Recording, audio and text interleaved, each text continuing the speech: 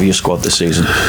I think overall, doing better than the last couple of seasons, but obviously in my time here, good work done enough to make sure we're in the division. Of course, that was the biggest challenge, and then from there, can we take some of the stuff we learned from that forwards and improve? I think that's the first step.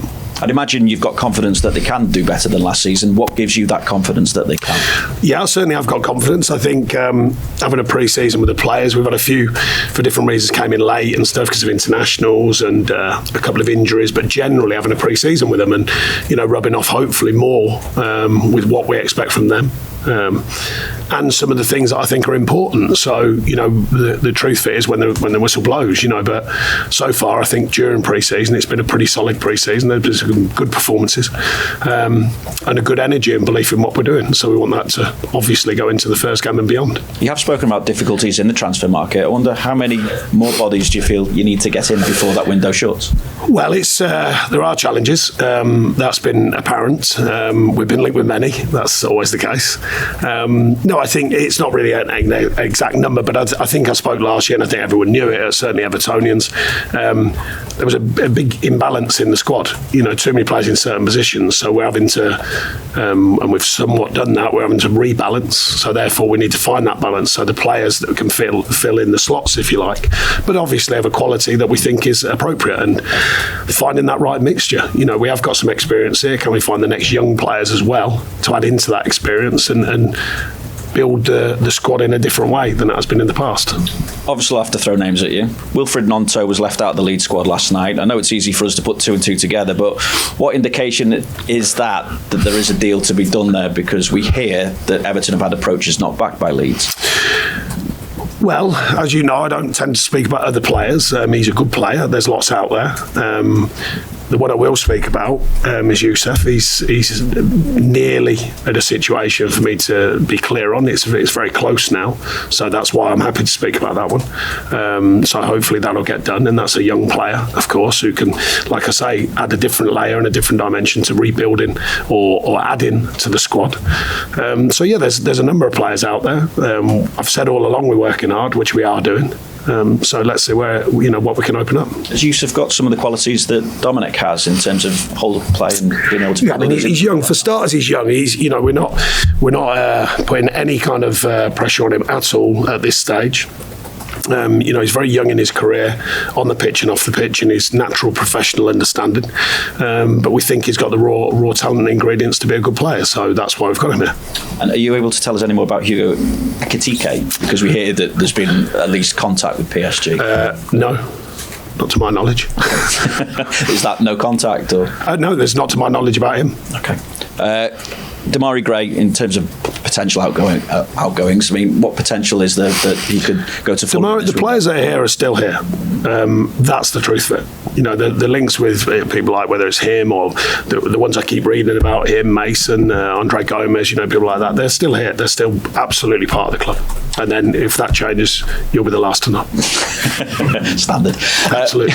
What do you expect from Fulham then? Obviously, first game of the season. Marco has also had his own fair share of problems trying to build on what they managed to do last season, of course. Yeah, I mean, we all know it's a very strong season from last season. Did very well. But like I said, the challenge of football, it's not just ours. Every club has its own different sort of challenges. Ours have probably been more obvious to all and more reported on. But no, I'd expect, well, after viewing them last season, obviously at the end of pre-season, you're never quite sure. Equally, they won't be sure about us either. We'll wait and see. But they had a very strong season last season. They've still got some very good players. So, yeah, we have to be ready for every challenge, and we've learned that. That is something the club's learned over the last couple of seasons. There's absolutely no gimmies in the Premier League. It's something I've been preaching for many, many years. So you have to be ready for everyone. Whether it's the first game or the last game, you have to be ready. A couple of things around the team. Is it confirmed that James Tarkowski is vice-captain now? And if it is, how difficult was it to tell Jordan Pickford? Yeah, it's one of them, to be honest, there's a reason I spoke to Jordan and I spoke to Seamus. So to be clear, Seamus is club captain and team captain, as long as he's fit and he's well and he's playing, of course, and he's picked. I just wanted an on-pitch, as in literally on the pitch, from a keeper's point of view. And I've had, I remember Tom was captain for a while in the absence of Ben Mee and things like that.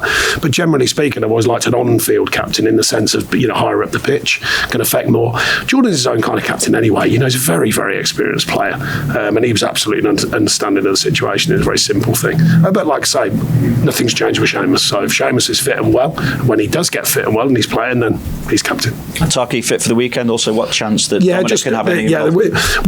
We were more being cautious over the last couple of games, as you can imagine, because the squad is still a bit skinny. I mean, we've got a couple in and loans and stuff, a couple of injuries still that are going to take a bit of time. So it's more managing the players. But no, he's fine. DCL, yeah, but he just needs game. He needs game time, Dom, because unfortunately the games have just run out in pre-season for him. If it could have been a couple of weeks earlier, we could have got more game time in. But he's fit and well as regards generally. We're just finishing off the games programme, and as long as he comes through that, then he'll certainly be. We'll be looking forward to having him back. Can he possibly be on the bench against Fulham? We'll have to make a call on that. I've spoken to him about it anyway, and how he's feeling and stuff like that. So we'll make a call on that. And just Dwight and Seamus, any update on when they might be available again, and Dele as well? Yeah, Dwight. Dele unfortunately has had a setback. He's finding himself, which is important, of course, after the recent news, and he's well in himself. But obviously, it's a bit of a setback when he was just getting fit and he was just back in training, so that wasn't ideal. So he's a bit of time, but anyway, he's got time anyway. We know that, to make sure he's well on the pitch and off the pitch. Dwight, unfortunately, it's not going to be days. It's going to be weeks. I mean, not loads of weeks. We're waiting to see, but certainly it won't be days. So that's an unfortunate one. Excuse me. An ankle ligament injury. He's never, in my experience, not been injured very often. So we're hopeful that his body deals with that pretty quick. Seamus is just on his way. Natural part of his rehab, or coming through the natural part of his rehab. So this is more of a timescale thing as regards the plan that was in place for that type of injury. Great stuff. Good luck. Thank you. Next we'll go to Stuart of Premier League Productions. Obviously the last couple of seasons have been a sort of a battle to survive in the Premier League. What do you think are the realistic aims and ambitions for this campaign for Everton? Well, like I mentioned, I think it has to be progress. We've got to look at progress, and from just staying up for 2 seasons, and I mentioned at the end of last season, we can't just keep relying on that. There's got to be more to it. So we're looking to build on the squad mentality that's here. We're looking to bring some of their qualities more to life, if you like, and then also bring in where we can, and achieve a more rounded squad. So certainly the idea is to be better than last season. Hopefully on a weekly basis, but certainly on a season's basis, to be in better shape than we were last season. That's the first marker.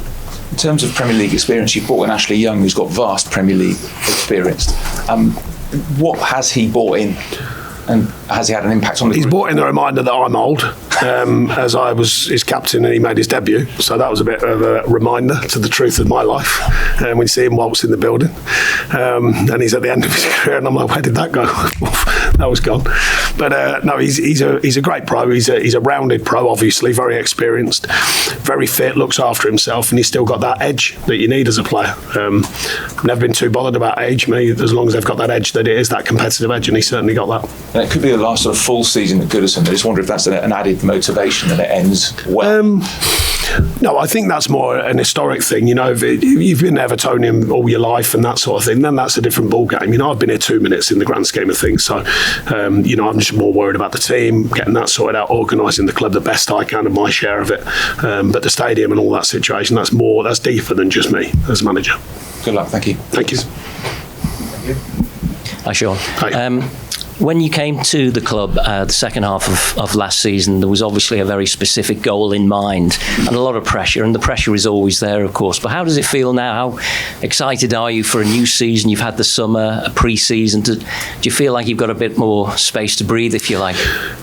Yeah, I think so. There's still pressure because it's inherent in the job anyway, but certainly at a club like this, the size of Everton Football Club, the history and all that sort of stuff. But yeah, it was a much more pressurised situation last season because of the situation the team and the club found itself in. So, but there's always pressure. There's pressure you put on yourself as much as anything, and to make sure you're working hard with the team to perform. So, I'm not too. If you get what I mean, I'm not looking at it like as a breather, though. I mean, there's no time for a breather. It's going to be, whistle blows and we're off and running again. So there's been a lot of work done pre-season. You want that to pay us back, and you want us to pay us back straight away. But no, a different kind of pressure. Pressure's always there in what you do as a manager, and particularly, as I said, at a big club like this. And for all coaches now this season, there are some new rules being brought in, and One of them is, and we saw it last week in the EFL, the amount of added on time to matches. How much do you now have to factor that in terms of how you manage the game and your substitutes and things like that? Yeah, it will play its part. We're all been more or less assured of that. I've made a decision. I don't know, who gets consulted on that, but we certainly weren't. So the decision's made. That's it. So we all go along with it, and prepping for it, mental preparation as well for the players. In an era when you talk about health and safety and players playing too much football, it's a bit of an odd one, I think. But that's the way it is. So we get on with it. They're the rules, and we play too. And how encouraged have you been by what you've seen from Jarrod Braithwaite, who's now obviously back at the club? Is he going to have a big part to play this season? We'll see. I mean, he had a good season last season. We know that. He's unfortunately missed about 2 weeks, 10 days, 2 weeks in pre-season. We're nothing too desperate. So I mean, he's okay now. But yeah, we've liked what he's offered since he's been back at the club. Thanks, Ian. We'll go to Carl at the Press Association. Hi, Sean. Just to ask you one question on Dele. I mean, obviously this summer was a major event in his life, talking about it. I just wondered how well the club was set up to deal with it, and how important is that sort of pastoral side of the care? Well, he felt very well. I saw his interview and I thought he spoke very positively and fairly about what we tried to support him with, and I think he's come through it well in his own grounds, not just on any support we've given him. I mean, look, I remember saying in an interview probably 7 or 8 years ago, I think it was Henry Winter, he said, what do you think the future is? And I said, health and well-being, because the demands of the job, the demands of social media, the demands of modern life, modern football life as a player, they're getting harder all the time. So that was my truth then, and it still is. I think it is a future of what's going on. I think the health and well-being and the mental well-being is going to be a big part of the future of football, and he's come out and said what he said. He's in a good place now. I speak to him every few days, not with too much depth, just checking in, are you okay?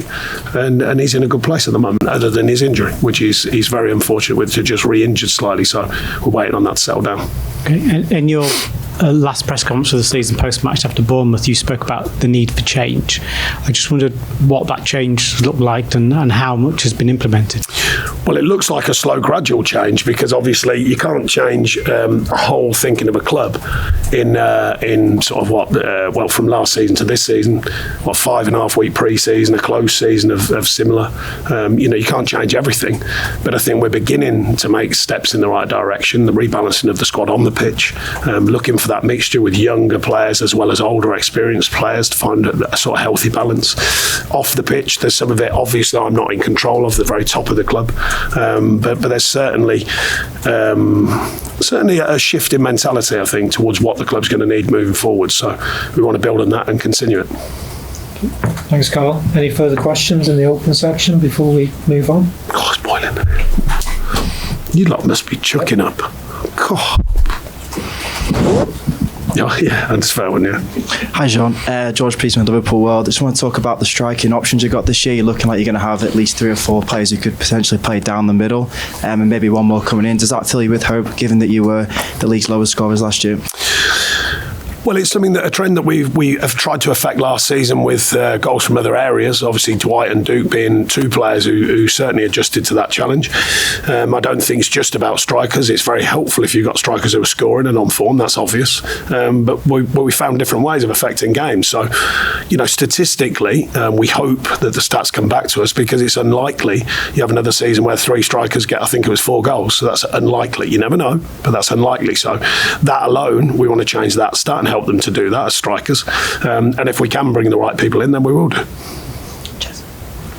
Okay, we'll now move on to the embargoed section in the newspapers. It is scorchy over here. You're all wrapped up, mate. You look like a window stage. What's that all about? And you're going, it's boiling. Or is it just like a sweat V under there? You know what I mean? I'm roasting. It's these lights, I think. I know they're not elf lights. It sort of sounds like there's some air somewhere, like air.